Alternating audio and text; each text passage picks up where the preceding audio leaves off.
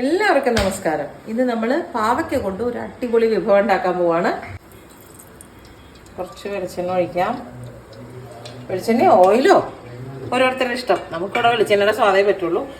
ആദ്യം ഇതൊന്ന് പതുക്കെ ഒന്ന് വാട്ടി നമുക്ക് എടുക്കണം.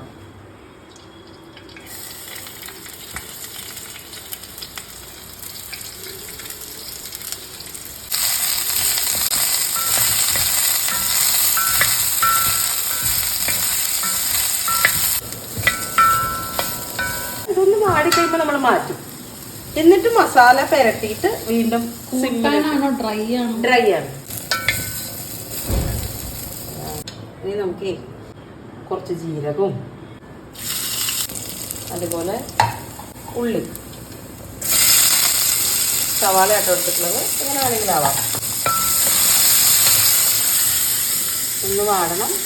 പൊട്ടുകടലയാണ്, കടലപ്പരിപ്പ് ചേർക്കാം, അങ്ങനെ പലതും ചേർക്കും. ഞാൻ പൊട്ടുകടലയാണ് ചേർക്കാറ്. ഈ ചെറുതായിട്ട് വാടട്ടെ. ഈ സമയത്ത് വേണമെങ്കിൽ നമുക്ക് രണ്ട് കറിവേപ്പിലയും കൂടെ ചേർക്കാം. കറിവേപ്പില എടുക്കട്ടെ കേട്ടോ. ഒരല്പം പുളി,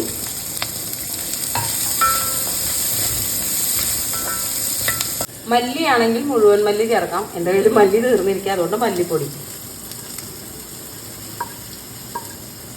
മുളക് പൊടി ഇപ്പൊ തന്നെ ചേർക്കാണല്ലോ. അപ്പൊ അങ്ങനെ ചേർത്താ പോരെ? ഡിവൈഡ് ചെയ്തൊക്കെ ചേർക്കണം. എന്തിനാ തന്നെയല്ലേ മലയാളത്തിൽ ആദ്യം ഞാൻ പറഞ്ഞേ. മുളകുപൊടി ചൂടാക്കിയില്ല, പച്ചരച്ചാലും മതി, കുഴപ്പമൊന്നുമില്ല. മല്ലിപ്പൊടി, മുളക് പൊടി.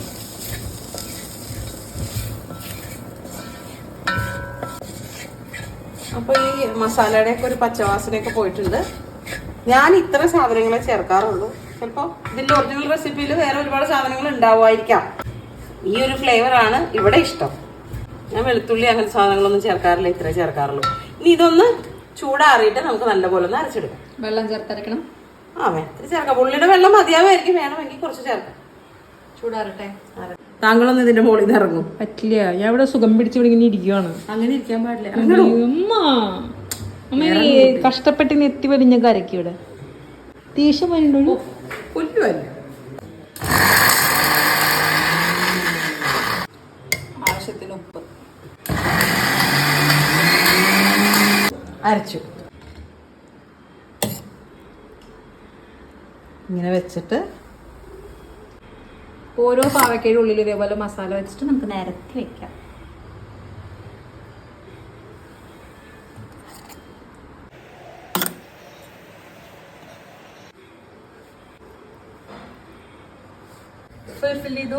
ഇനി നമുക്കിത് ഇങ്ങനെ സിമ്മിലിട്ട് ഇത്തിരി വെളിച്ചെണ്ണയൊക്കെ ഒഴിച്ചു കൊടുത്ത് പതുക്കെ അടച്ചു വെച്ച് മൊരിയിച്ച് എടുക്കാം. അങ്ങോട്ടും ഇങ്ങോട്ടൊക്കെ തിരിച്ചിടണം. യെസ്. പതുക്കെ സിമ്മിലിട്ട് അങ്ങോട്ടും ഇങ്ങോട്ടൊക്കെ തിരിച്ച് പതുക്കെ മൊരിയിച്ചെടുത്തിട്ട് കാണാം. കുറച്ച് വെളിച്ചെണ്ണ, അത് ആവശ്യത്തിന് കുറച്ച് ഒഴിച്ചു കൊടുത്തിട്ട് മൊരിയിച്ചെടുക്കാം. ഇവിടെ ഒരു 10-30 കൊല്ലം മുന്നത്തെ പാത്രം വരണ്ടായിരുന്നു. അത് വിറ്റിട്ട് 520 രൂപ കിട്ടി. അതിന് ഒരു അമ്മയ്ക്ക് ഒരു കത്തിയും ഒരു പപ്പടം കുത്തിയും മേടിച്ചു. പപ്പടം കുത്തി ഇവിടെ കരിഞ്ഞ് അത് കരഞ്ഞു തുടങ്ങി.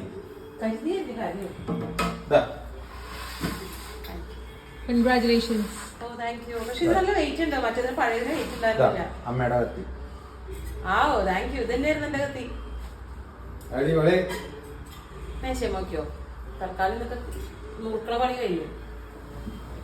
പാവയ്ക്ക ഉള്ളിക്കാര റെഡിയായി. നല്ല ചൂട് ചോറും നെയ്യോ അല്ലെങ്കിൽ അങ്ങനെ എന്തെങ്കിലുമൊക്കെ കൂട്ടിയിട്ട് കഴിക്കാൻ നല്ല സ്വാദായിരിക്കും.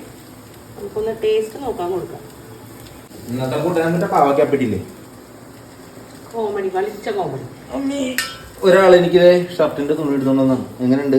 കൊള്ളാമോ? അല്ല, ബെഡ്ഷീറ്റ് വെട്ടി തയ്ച്ചല്ലേ? മേടിച്ചെന്നാണ് തഞ്ചണം. കൊള്ളാലോ? കയ്പുണ്ട്, കയ്പ്. കയ്പിലുണ്ടാക്കണം.